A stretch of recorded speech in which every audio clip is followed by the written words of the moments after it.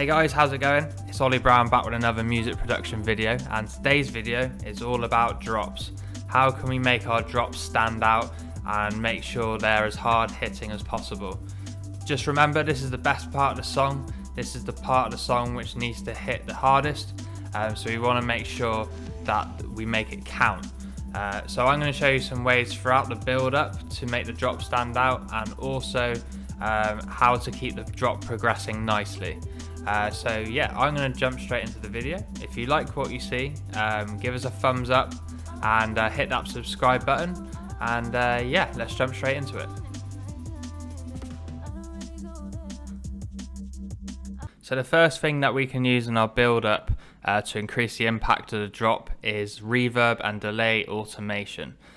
So I've done this on my piano, but you can also do it on a vocal or a lead or a number of different things.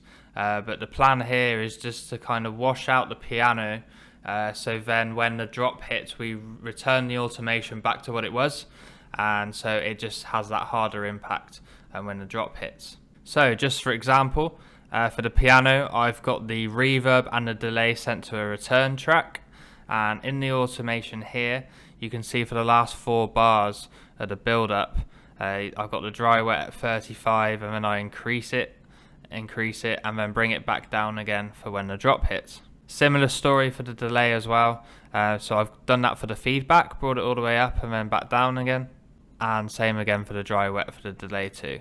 So this is what it sounds like on its own.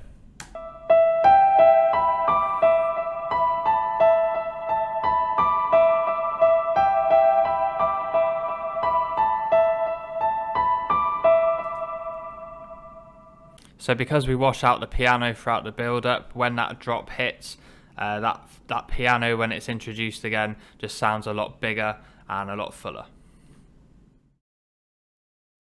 So another thing you can do in the build up is use automation on the master channel. So I've done this in 4 different ways, and the first way is through the track volume. So what I've done here is for the volume of the track, I've got it at 0 dB, but I've gradually reduced the volume throughout the build up, brought it down to about 3.5, usually aim for between about 3.5, and then brought it back up again to 0. So as you can imagine, that little bit of volume gain when the drop hits just makes that drop sound even louder. So I've also done this for the stereo width as well. I use the Ozone Imager 2 plugin for my stereo width, which is completely free. But what it does is it just squashes the sound effectively, and then bringing it down to 0, and then I bring it back up to about 50% or so where I had it before. So when the drop hits, it just pushes that sound out and just makes it sound a lot wider. So I also have auto filters as well, for the low end and the high end. So for the low end, I reduce the lowest frequencies, and then bring them back again for the drop. This is good if you've got a kick or you're fading out a bass line. So when that drop hits and you bring the bring the lowest frequencies back, it just sounds a lot harder. Sorry, the drop sounds a lot harder when it hits. And I've also done that for the high end. So I've just gradually reduced some of the higher frequencies. So yeah, when my drums hit on the drop, it just sounds a lot bigger. Alright, so what can we do once the drop hits and throughout the drop to keep it interesting? So the first thing I've done is increase the velocity on the first kick. The reason why I've done that is to give the kick a bit extra punch, so it makes that drop just sound even harder. So how you do that is go to your first note of your kick and just increase the velocity using this guy here. Increase them all the way up, and yeah, don't do it for every kick because it will lose its effect, but yeah, just that first one. So it sounds something like this. It is quite subtle. However, if you want to beef up that first kick even more, you can also layer it with a white noise. So with white noise, you might have a good white noise sample that you've pulled from Splice or whatever, but I've done a little one here in Operator, so you can pick the wave of white noise, and then I've just put some overdrive on it, and I've taken out the low frequencies just so I have the high end there. So when that's all together, it sounds something like this.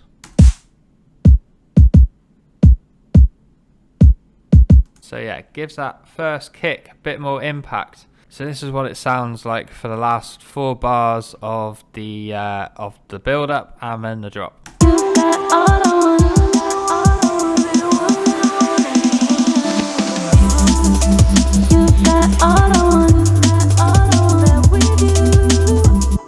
So yeah, sounding good already. So to keep the drop interesting throughout, you can add some drum fills and also some varieties to your drums as well. So you can add extra hi-hats, you could add some extra snares or extra snare rolls, whatever it is you're using.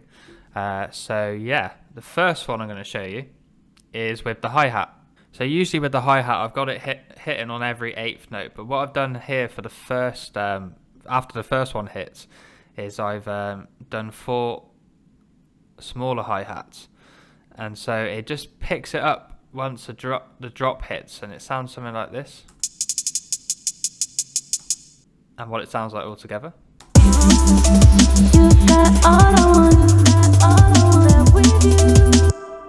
So yeah, I'm going to have that at the start of every 4 bars because it just picks things up quite nicely.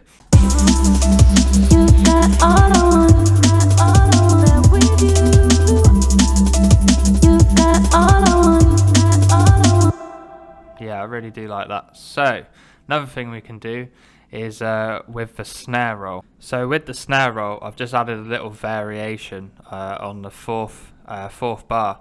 So it just sounds something like this.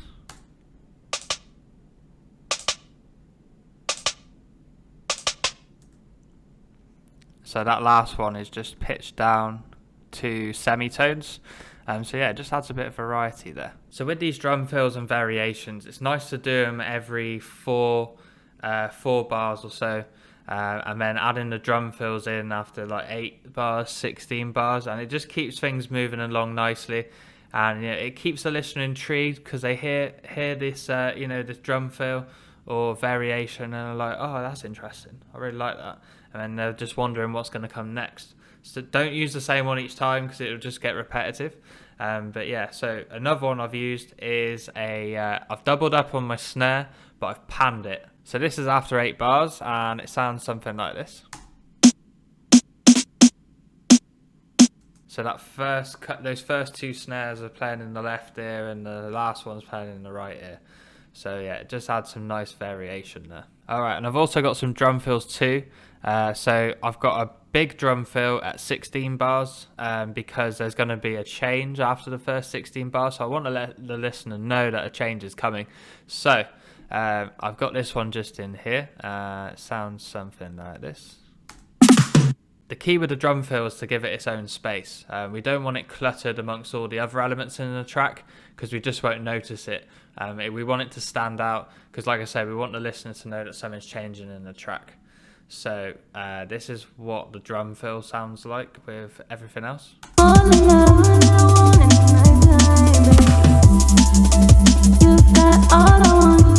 So yeah, it sounds really punchy and clear. So now we've introduced all those elements, let's listen to the last part of the build-up and then the first 16 bars of the drop.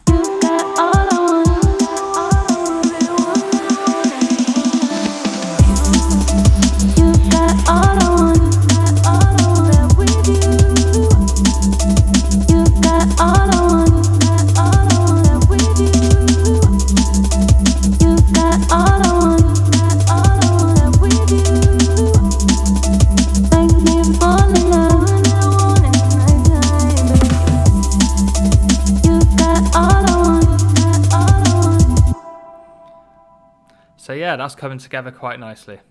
And there you go, there's some effective ways to make the drop hit harder and also keep the drop interesting.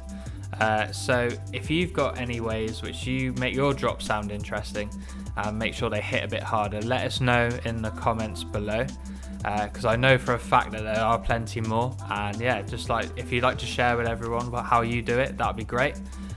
So yeah, I will see you soon for another video. Have a good week. And yeah, see you very soon.